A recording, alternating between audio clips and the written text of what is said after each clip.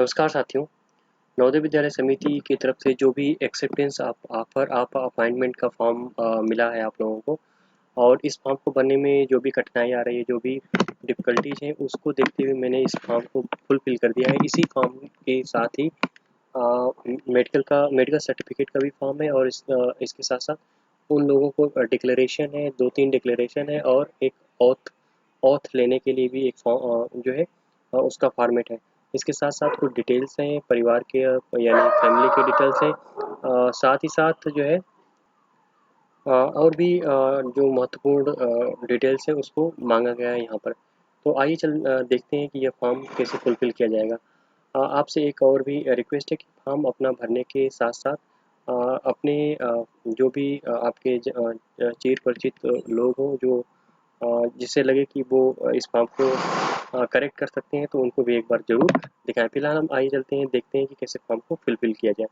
ये इस फॉर्म का जो एक्सेप्टेंस फॉर्म का ऑफर ऑफ अपॉइंटमेंट फॉर्म का पहला पेज है, कुछ इस तरह से। कुल 14 से 15 पेज हैं। इसे हम सरसरी निगाह से देखते हुए चलते हैं। पहले इन्होंने लिखा है कि आई के बाद इन्होंने गैप दे रखा है, ठीक है, यहाँ पर। हाँ, ठीक। तो यहाँ पे अपने नाम को भरना है। रुद्र, मान लीजिए मेरा नाम रुद्र है, तो मैंने रुद्र भर दिया। सन ऑफ या डॉटर ऑफ, वाइफ ऑफ, तो बेसिकली सन ऑफ मैंने विजय विजय लिख दिया। इसके साथ साथ तो ये पिताजी का नाम है। आगे आप चलेंगे तो एक्सेप्ट फिर आगे जो इसके गैप है वो उसमें पोस्ट लिखना है कि आप किस पोस्ट पर चयनित है, तो टीजीटी हिंदी लिख दिया। और इससे आगे आप बढ़ेंगे तो किस जो है नवोदय विद्यालय में यानी जेएनवी में आपका चयन हुआ। तो मैंने एक एग्जांपल के तौर पे बांदा, उत्तर प्रदेश का एक डिस्ट्रिक्ट है बांदा, में उस बांदा को डाल रखा है, और डिस्ट्रिक्ट भी डाल रखा है, जेएनवी बांदा, और डिस्ट्रिक्ट भी बांदा रख दिया है। और किस स्टेट का है ये जेएनवी, उत्तर प्रदेश का है। इसके साथ साथ एक रेफरेंस नंबर है। उस रेफरेंस नंबर, जब आपको ज्वाइन लेटर मिलेगा तो उसमें रेफरेंस नंबर होगा, उस रेफरेंस नंबर को यहाँ पर फुलफिल करना है। इसके साथ साथ ज्वाइनिंग लेटर का डेट क्या है जो आपको इशू हुआ है, उस डेट को भी आपको मेंशन करना है। तो ये हो गया पहला पेज, लगभग आधा कंप्लीट हुआ। आगे इन्होंने दे रखा है कि यहाँ पे आप देख रहे होंगे कि यहाँ पे सिग्नेचर आपको करना है। बेसिकली सिग्नेचर किसका है, आपका करना है। आपका अपना नाम लिखना है, इसके साथ साथ एड्रेस लिखना है। नीचे आएंगे तो डेट डेट होगा, किस डेट को आपने फॉर्म भरा है, और इसके साथ साथ और रीज़न क्या है, डेट क्या है, ज्वाइनिंग लेटर जिस दिन आया वो डेट डालना है। इसके साथ साथ हमको लगता है ये जो रीजन आपका है उस रीजन को फुलफिल करना है। मतलब रीजन हमारा, मान लीजिए मैं एग्जाम्पल के तौर पे 8 रीजन में से एक रीजन उठा लिया, लखनऊ ले लिया। फिर सिग्नेचर करना है अपना। और इसके साथ साथ जो दूसरा पेज इसका है, दूसरा पेज कुछ इस तरह से है। वार्निंग फॉर्म है, या एक तरह का कह सकते हैं अटेस्टेशन फॉर्म है। तो यहाँ पे आपको 5 cm इंटू 7 cm, मतलब 5 सेंटीमीटर, 5 × 7 सेंटीमीटर का आपको एक फ़ोटो चस्पा करना है यहाँ पर। ये फॉर्म 2020 का है, लेकिन अभी जो नया फॉर्म है वो मुझे नहीं मिला, लेकिन फिर भी कमोबेश फॉर्म जो है इसी तरह से है। मैं आपसे कहूँगा कि आप लोग जो फॉर्म अपना है अपने सामने रखें, जो भी आपके ज्वाइनिंग लेटर के साथ आया है उसको रखें, और इसको साथ में देखते हुए चलें। क्योंकि जो विगत जो भी फॉर्म है 2-3 साल का, या 2-3 जो रिक्रूटमेंट हुआ है नवोदय विद्यालय में, फॉर्म का जो फॉर्मेट है कुछ इसी प्रकार से है। फिर आप दूसरे पेज पाएंगे, यहाँ पे जो चस्पा किया गया है फॉर्म के साथ, फॉर्म को चस्पा करना है, इसके साथ ही आपके नाम को लिखना है ब्लॉक लेटर, ठीक है। ये ब्लॉक लेटर में नाम लिखना है, पहले सरनेम लिखना है, जो भी सरनेम उसे आप लोग लिखें, और इसके साथ साथ फिर अपना नाम लिखें। फिर यहाँ पे प्रेजेंट एड्रेस को मेंशन करना है, मतलब आपका वर्तमान में पता क्या है। तो आप परमानेंट ही एड्रेस डालें, बेसिकली विलेज, मान मैंने अपना विलेज लिख दिया Chandpur, post Devgaon, district Azamgarh, UP, और पिन कोड नंबर है। फिर इसी चीज़ को लिखा है कि home address in fulfil village, थाना and district, house number, road, ये सब वही चीज़ें आपको यहाँ पर लिख देना है बेसिकली, ठीक है। अ, हो सके तो जो इसमें पूछा जा रहा है पूरे को मेंशन कर दें। फिर आप तीसरे पेज पर आएंगे तो कॉलम 3 का ए हो गया। बी में आप आएंगे तो पूछ रहा है कि if originally residence of Pakistan या बांग्लादेश, तो इसको बेसिकली कोई पाकिस्तान या बांग्लादेश का नहीं है, तो मोस्ट प्रोबेबली यही होगा कि माइग्रेंट के लिए, तो यहाँ पे क्रॉस ही होगा, नो कर दीजिएगा या कुछ मत कीजिएगा। अगर इससे बिलोंग नहीं करते हैं आप लोग, माइग्रेंट के रूप में यहाँ पर नहीं है इंडिया में, तो कुल मिला के इसे छोड़ देना है। आगे इसको भी एक तरह से छोड़ ही देना है, बट ठीक है, कि कोई विदेश में रहा हो, है ना। ये इसके साथ साथ इंक्लूडिंग पाकिस्तान को भी इन्होंने इंक्लूड कर दिया है कि कोई विदेश में जा कर के रहा हो तो उसका भी ब्यौरा देना है। तो मुझे मोस्ट प्रोबेबली ये है कि कोई इस कॉलम को नहीं भरेगा। इसके साथ साथ इसी में अब जब नीचे स्क्रॉल करेंगे तो यहाँ पर फिर दे रहा है कि आप अपना जो नाम लिखें, और नाम लिखने के साथ साथ नेशनैलिटी, प्लेस, इसके साथ साथ ऑक्यूपेशन क्या है, इसके प्रेजेंट पोस्टल एड्रेस क्या है, और परमानेंट एड्रेस क्या है। तो मतलब ये कॉरिस्पॉन्डेंस एड्रेस मांग रहा है और परमानेंट एड्रेस मांग रहा है। बेसिकली मुझे लगता है कि लोग परमानेंट और कॉरिस्पॉन्डेंस जो एड्रेस है वो दोनों सबका सेम ही होगा। तो यहाँ पे पहला नंबर दे रहा है कि भाई किसका नाम, फादर का नाम पूछ रहा है, तो यहाँ पे नेम के नीचे लिखेंगे आप लोग नेम, यहाँ नेशनैलिटी ऑब्वियस सी बात इंडियन, प्लेस ऑफ बर्थ अपने गांव का गांव या ज़िला का नाम जो भी आप वो डाल दें। ऑक्यूपेशन पिताजी का क्या है, बेसिकली मैं फार्मर भरा हूँ। इसके साथ साथ दोनों एड्रेस मैंने यहाँ पे लिख डाला है। फिर इसी तरह से माता जी का जो है मतलब मदर्स नेम इंडियन, जो उनका प्लेस क्या है, इसके साथ उनका ऑक्यूपेशन क्या है, बेसिकली हाउस वाइफ है। इसके साथ साथ वाइफ एंड हस्बैंड, तो मैं अनमेरिड हूँ, तो बेसिकली इसे मैं इसे छोड़ रखा हूँ। ब्रदर मेरा एक ही है, तो मैं नाम मेंशन कर डाला हूँ। और फिर इसके साथ साथ उसका जो है प्लेस और उसका ऑक्यूपेशन क्या है, बेसिकली स्टूडेंट। सिस्टर कोई नहीं है, तो बेसिकली इसे मैं नो कर डाला हूँ। फिर आगे फिर लिख रहा है कोई फॉरेन कंट्री में कोई गया हो, डॉटर हो या मेरे ना, तो उससे संबंधित लेकर लिखा है कि information to the furnish with the regard to sons and daughter. कोई बेटा बेटी जो फॉरेन रह कर रहे हो या कुछ दिन के लिए रहे हो, तो उसको मेंशन करना, यस या नो लिखना है। यदि रहेंगे तो ये डिटेल्स भरनी है, यदि नहीं है तो नो भरना है। फिर आगे हम बढ़ते हैं। बेसिकली हमारा काम यहाँ पे है, बेसिक ये लगभग सबका छूट ही जाएगा। नेशनैलिटी में लिखेंगे इंडियन, फिर इसके बाद डेट ऑफ बर्थ, ठीक है, प्रेजेंट एज कितनी है, जो भी आप जोड़ घटा करके निकालेंगे तो समझ में आ जाएगा।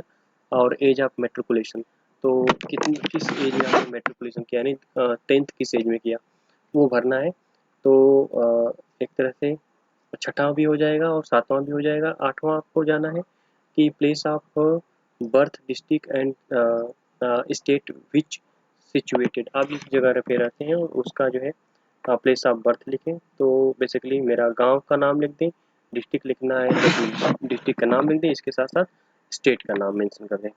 फिर आप ऊपर आएंगे, स्क्रॉल करेंगे तो फिर हमको बी कॉलम मिल रहा है, district, state and to which you belonging, वह ज़िला और राज्य जो आपसे बिलोंग करता है। तो बेसिकली ज़िला आजमगढ़ और उत्तर प्रदेश।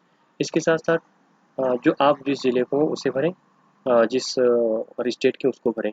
तीसरा आप आएंगे तो वही बात फिर कह रहा है कि district and state to which your father originally belong. तो ओबियस सी बात है, पिताजी जहाँ से वहाँ से मैं भी हूँ, तो दोनों लगभग सेम ही रहेगा।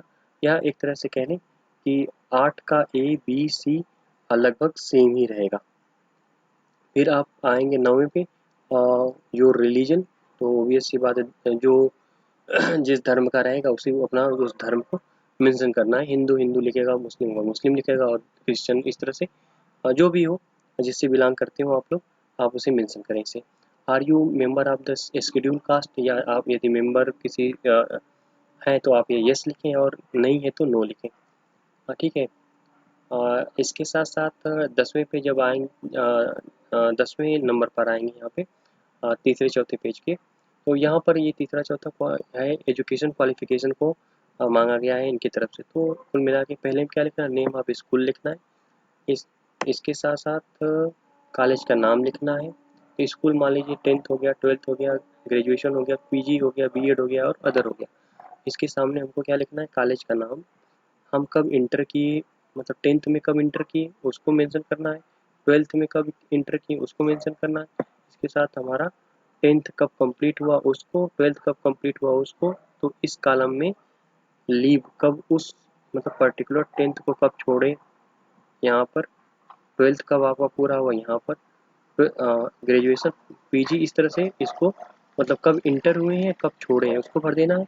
इसके साथ साथ पासिंग ईयर डालना है। मान लीजिए 2005 में आप हाई स्कूल है तो आप पासिंग ईयर डाल दें और आपका परसेंटेज कितना है उसको नीचे सभी के सभी रो के नीचे ये सब बढ़ते चले जाए। इसके साथ साथ आप आगे आएंगे तो 11वां आप देखना चाहें तो यहाँ पे लिखा है कि are you holding have any time held on an appointment under the central government या स्टेट गवर्नमेंट या सेमी गवर्नमेंट, किसी में आपने नौकरी कर रखा है तो उसको आपको डिटेल्स देना है। तो मैंने बेसिकली नो लिख दिया है।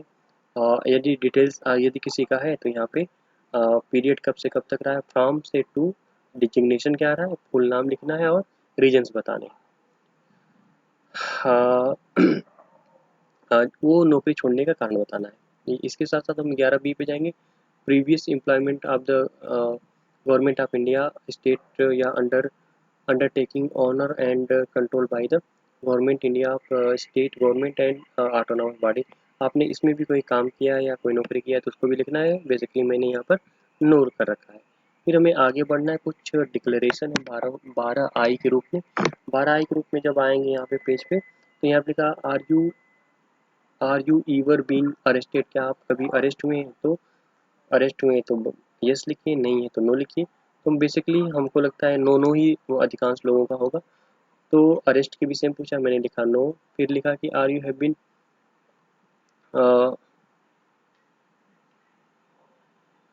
प्रोसिक्यूटेड, कोई आपको कुछ मतलब प्रोसिक्यूट के रूप में थे तो यहाँ पे भी मैंने नो लिख दिया है। कभी डिटेंशन हुआ है, हम हमको पूछताछ हुई हमको पकड़ करके थाने पे या कहीं और, तो डिटेंशन भी नहीं मेरा हुआ था तो मैंने नो लिख दिया है। फिर इसके साथ साथ have you been bound down, ये भी मेरा बाउंड डाउन भी नहीं था तो इसको भी मैंने लिख दिया है। Have you your fined by the court of law, तो मुझे कोई कोर्ट के का फाइन फाइन के रूप में कभी कुछ भरा है तो कभी नहीं भरा है तो उसको भी मैंने मेंशन कर रखा है। ऐसे ही have you ever been convicted, मैं कोई कन्विक्ट रहा हूँ कोर्ट की तरफ से, मैं कोई कन्विक्शन मेरे पास नहीं, कोई चार्ज नहीं रहा तो भी मैंने नो लिख दिया है। हैव यू डिबार्ड, तो मैं डिबार भी नहीं हुआ कभी। इसके साथ साथ हैव यू मतलब कोई पब्लिक सर्विस कमीशन की तरफ से आपको जो है डिस्क्वालीफाई किया गया तो कभी नहीं किया गया पब्लिक सर्विस कमीशन से, तो नो। इसके साथ साथ फिर लिखा है कि पेंडिंग अगेंस्ट कोई केस हो आपका तो नो हो गया। इसके साथ साथ एनी केस पेंडिंग अगेंस्ट, यहाँ पर भी मेरा नो है, कोई केस मेरे ऊपर नहीं है ना ही पेंडिंग है। इसके साथ कहीं डिस्चार्ज या एक्सप्लेन या विदड्रॉ हुआ हो किसी इंस्टीट्यूशन से तो मेरा भी कहीं विदड्रॉ नहीं हुआ है। तो लगभग लगभग ये सबका सेम ही होगा अधिकांश लोगों का, जहाँ पे नो नो ही भर करके निकल जाना है। इसके साथ हम आगे आएंगे, फिर हमको 13वें नंबर पे काम पड़ेगा। यहाँ पे दो ऐसे लोगों का नाम बताना है जो आपके नेबर हो या जो आपके लोकेलिटी में हो, जो आपको जानते हो, उनका नाम यहाँ पे मेंशन करना है। मान लीजिए कोई सीताराम लिख दिया, मान लीजिए कोई अपने गांव के किसी ऐसे लोगों का नाम लिखा जो आपको जानते हो, ताकि जब वेरिफिकेशन हो तो उन लोगों से भी क्रॉस चेक करने का मौका वो लोग क्रॉस चेक करना चाहेंगे इन्हीं लोगों से। इसके साथ साथ फिर यहाँ पे आपको सिग्नेचर करना है और यहाँ पे डेट लिखनी है और उसके साथ साथ प्लेस लिखना है। तो इलाहाबाद, प्रयागराज, आजमगढ़ जो भी लिखना हो मैं लिख दिया। मैं एग्जांपल के तौर पे लिया हूँ जबकि कोई ओरिजिनलिटी यहाँ पे नहीं है। इसके साथ साथ जब ये आपके बहुत महत्वपूर्ण हो जाता है ये वाला पेज, जैसे आइडेंटिटी ऑफ सर्टिफिकेट, तो आपका वो ऐसा पहचान मांग रहा है जो गजटेड ऑफिसर के द्वारा आप पहचाने जा चुके हों या फिर मेंबर ऑफ पार्लियामेंट के थ्रू पहचाने जा चुके हों। मतलब एक तरह से कहना आपको गजटेड ऑफिसर से एक जो है सर्टिफिकेट को साइन कराना है, इस सर्टिफिकेट को बेसिकली इसे।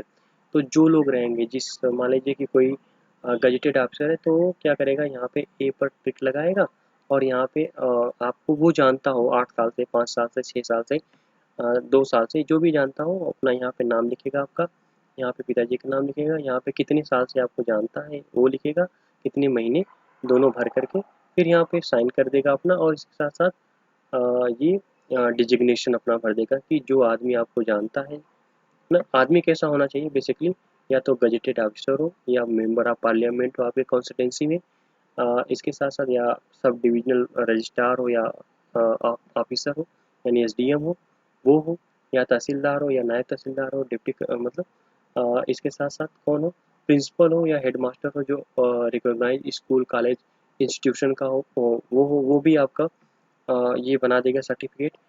उसकी साइन और मुहर हो जाएगी तो ये कंप्लीट हो जाएगा। या ब्लॉक डेवलप ऑफिसर हो यानी बीडीओ हो या पोस्ट मास्टर हो आपके गांव का, या पंचायत इंस्पेक्टर हो, ये किसी में से किसी से आप चाहें जो आपको नियर लगे, जो आपके जो सिंपली आपको मिल जाए, तो उससे जो है आपको यहाँ पे उसकी मुहर और साइन करानी है और ये फुलफिल कराना है, क्योंकि ये उनका नाम होगा। इसके साथ साथ अथॉरिटी क्या है, उनका डिजिग्नेशन क्या है और उनकी ऑफिस की मुहर होगी यहाँ पे, है ना। मैंने नॉर्मली से लिख दिया एसडीएम तहसीलदार या सदर तहसीलदार प्रयागराज या एसडीएम तहसीलदार ऐसे लिख दिया है। तो इसके बाद जो अगला मुझे पेज मिलेगा, कैंडिडेट स्टेटमेंट मिलेगा और डिक्लेरेशन उसका मिलेगा। तो यहाँ पे state your name in full, मतलब आप अपने पूरे नाम को शो करें। तो मैंने अपना नाम लिख दिया रुद्र। स्टेट मतलब होता है शो करना इन ब्लॉक लेटर में, तो आप अपने ब्लॉक लेटर में अपना नाम लिख दीजिएगा। इसके साथ फिर वो कह रहा है कि आपका प्लेस ऑफ बर्थ क्या है। बेसिकली मैंने आजमगढ़ लिख दिया प्लेस ऑफ बर्थ, उसको भी शो करना है। फिर आगे आप आएंगे तो क्या पूछ रहा है कि आपको कभी स्मॉल पॉक्स हुआ है, मतलब इसके साथ साथ या कोई इंटर इंटरमीडिएटेंट मिटेंट और एनी अदर फीवर या इनलार्जमेंट या इस तरह से कोई ग्लैड में कोई दिक्कत हुई हो, या इस तरह से खांसी आई हो, ब्लड को लेकर के कोई दिक्कत हुआ हो, अस्थमा की कोई बीमारी हो, तो उसको लिखना है। क्या आपको कभी हुआ है, एस या नो भरना है। मैं बेसिकली नो भर दिया हूँ। इसके साथ साथ फिर आगे लिखा रहा है कि कोई डिजीज हुई हो या एक्सीडेंट हुआ हो आपका, तो या आपको बेड या मेडिकल के लिए सर्जिकल ट्रीटमेंट के लिए कराया गया हो, तो उसको लिखना है। तो मेरा कभी इस तरह से कुछ नहीं हुआ है, न बेड बेड रेस्ट के लिए कभी कहा गया है, ना ही कोई सर्जिकल ट्रीटमेंट हुआ है, तो मैंने इसे नो भर दिया है। फिर इसके बाद when you are last vaccinated, तो मैं अभी कोविड का वैक्सीन लिया हूँ, तो मेरा दोनों कंप्लीट हो चुका है 18 सितंबर 2021 को। तो मैंने इसे मेंशन कर दिया कि हाँ, मेरा जो लास्ट वैक्सीनेशन हुआ था कोविड के लिए हुआ था, कोविशील्ड का मैंने डोज लिया था, सेकेंड मेरा कंप्लीट है। तो इसको लिखना है। बहुत लोगों ने लिख रखा है, जो 2020 में जिनका चयन हुआ है पीजीटी के रूप में, उन लोगों ने लिख रखा है कि हाँ हुआ है, वैक्सीनेशन हुआ है, लेकिन चाइल्डहुड में हुआ है। तो जबकि मुझे लगता है सब लोग भरेंगे कि हाँ मेरा वैक्सीनेशन हुआ है कोविड को लेकर के, तो उसे मेंशन करना है बेसिकली वैक्सीन कब हुआ है, वैक्सीनेशन कब हुआ है। फिर आपको लिखना है कि have you are any your near relation been associated with the consumption asthma या पेट, या इस तरह से कोई अस्थमा की शिकायत कभी रही हो इस तरह, तो मेरा नहीं था, मैंने लिख दिया कि नहीं भाई। Have you suffered from any from the nervousness due to overwork, क्या आपको नर्वसनेस हुआ है ओवरवर्क करने में। मुझे तो कभी नहीं हुआ ओवरवर्क करने में नर्वसनेस, तो मैंने लिख दिया नो। फिर ऐसे ही इसमें भी मैंने लिख दिया है नो। क्या कि have you been examined and declared unfit government service, क्या किसी गवर्नमेंट सर्विस ने आपको अनफिट कर दिया हो। तो मैंने कोई कभी एक तो सर्विस हुई नहीं है, इसलिए वो अनफिट कहाँ से करेंगे, तो मैंने यहाँ पे नो लिख दिया है। बेसिकली मेडिकल सर्टिफिकेट बनेगा तो वहाँ पर सब चीज़ें आ ही जाएंगी। इसके साथ साथ फिर जो है 8वां पैरा है, जिसमें लिखना है कि father age if living and of state of health. तो उनका एज लिखना है, तो मैंने डाल दिया 56। हेल्थ की स्टेटस क्या है भाई, बेहतर है, तो मैंने लिख दिया गुड। फिर नीचे लिखना है कि भाई ये है father age at death and cause death. तो मान लीजिए किसी कैजुअलिटी हुई पिताजी की, तो इसको यहाँ पे मेंशन लिखना है, उसके कारणों को भी मेंशन करना है। नंबर ऑफ ब्रदर कितने हैं जो लिविंग है, their age and state of health, तो उनकी हेल्थ को भी दिखाना है कि कैसा है। तो मैंने लिख दिया 1 ब्रदर 24 एंड गुड। फिर इसके बाद यही चीज़ें ये वाली चीज़ें जो है ठीक है, सेम टू सेम ब्रदर के लिए है। हाँ, इसके साथ मदर के लिए भी है कि मैंने लिख दिया 52 ईयर्स एंड गुड हेल्थ। इसके साथ सिस्टर के लिए बोला था, तो सिस्टर है नहीं, तो उसमें मैंने लिख दिया नो। फिर इस पेज को मैं स्क्रॉल करके आए नीचे आएंगे तो यहाँ पे साइन करना है। ये फौरी तौर पे मेरी साइन मैंने ऐसे बना डाला है। फिर डेट को यहाँ मेंशन करना है, नेम डिजिग्नेशन, ये बेसिकली हमको लगता है जो बनाएंगे इस पर भी साइन होगी। सुपरविजन जो कर रहा है आपका मेडिकल वाला, उसके सामने ही आपकी साइन होगी, और वो खुद अपना डिजिग्नेशन अपने पद का नाम लिखेगा और साइन करेगा, फिर वो अपनी साइन कर नाम लिखेगा। ठीक है, इसके साथ ये भी काम मेडिकल ऑफिसर ही करेंगे। ये मेडिकल सर्टिफिकेट का प्रोफार्मा है, जिसे आप ध्यान से देखें। यहाँ पे आपको लिखना है ब्लॉक लेटर में रुद्र, मतलब अपना नाम, कैंडिडेट का नाम लिखना है। तो मैंने अपना नाम रुद्र लिख दिया। मैं कैपिटल लेटर में नहीं लिखा हूँ, जबकि लिखना है ब्लॉक लेटर में, तो कैपिटल लेटर का यूज करें। इसके साथ यहाँ पे मैंने ऑब्लिक करके लिखा है। इसके साथ साथ कास्ट लिखना है या रेस लिखनी है, तो जो जिस कास्ट के हो आप इसे मेंशन कर देंगे, जनरल, ओबीसी, एससी, एसटी। फिर रेजिडेंस को लिखना है, मैंने लिख दिया चाँदपुर, देवगाँव, आजमगढ़, इस तरह करके। फिर आप आगे बढ़ेंगे तो फादर्स नेम एंड एड्रेस लिखना है, तो कमोबेश चीज़ें ये वाली सेम ही हो जाएगी। यहाँ पे विजय लिख दिया, बाकी ग्राम एक ही होगा, पोस्ट होगा, आज जिला होगा, तो वो हो जाएगा। इसके साथ साथ डेट ऑफ बर्थ लिखनी है, क्रिश्चियन एरा, तो जो होंगे उन लोगों के लिए है। एग्जैक्ट हाइट लिखना, मैं 176 सेंटीमीटर मैं तो लिख दिया यहाँ पे अपनी हाइट। इसके साथ साथ एक पहचान को मेंशन कराना है, जैसे कि पर्सनल मार्क ऑफ आइडेंटिफिकेशन के लिए आपको चेहरे पे कोई ना कोई एक निशान ढूंढना है। तो मैंने यहाँ पे लिख दिया small pit below on my right eye, तो मेरे आईब्रो, यहाँ पे आईब्रो लिखा हूँ, तो मेरे आईब्रो के नीचे एक गड्ढा है, उसको मैंने मेंशन कर रखा है राइट साइड के, राइट आई के सामने। फिर यहाँ पे सिग्नेचर करना कैंडिडेट का, फिर इसे भी भरना है। यहाँ पे बस अपना नाम लिखना है। इसके साथ साथ आगे भी बढ़ जाना है। इसे स्क्रॉल करके आगे बढ़िएगा, फिर डिक्लेरेशन फॉर्म मिलेगा आपको एक। इस डिक्लेरेशन फॉर्म पे बस केवल अपना नाम मेंशन करना है, अनमेरिड लिख करके। फिर बहुत से मान लीजिए मैरिड है, अनमेरिड है, उसे मेंशन करें। लिखा है कि that I am married and have only one wife, एक पत्नी है, दो पत्नी है, या एक एक पति है, या दो पति है, या छूट गया है, नहीं छूटा है, इस तरह का स्टेटस है यहाँ पे। तो बेसिकली हमको लगता है कॉलम एक ही लोग भरेंगे, अनमैरिड या अनमैरिड या विडो या विडो लिखेगा, तो इसी को पहला ही होगा। इसमें जिसका जो स्टेटस हो अपना उसे ट्रिक करके नीचे बढ़ जाए। फिर इसके साथ साथ डेट पे डेट लिखना है, और यहाँ पे नाम लिखना है, सिग्नेचर करना है, और इसके साथ साथ नाम लिखना है। और डिजिग्नेशन क्या है बेसिकली आपका, तो मेरा बेसिकली टीजीटी हिंदी है, तो मैंने टीजीटी हिंदी लिख डाला है। फिर मैं आगे बढ़ रहा हूँ बस। फिर डिक्लेरेशन है, यहाँ पे आपको विलेज का नाम लिखना है, पोस्ट का नाम लिखना है, डिस्ट्रिक्ट नाम लिखना है, और पिन कोड लिखना है। फिर आप आएंगे तो यहाँ पे भी डेट डेट को मेंशन करना है। फिर सिग्नेचर, यहाँ पे अपना नाम, और डिजिग्नेशन मतलब पद क्या है, टीजीटी हिंदी।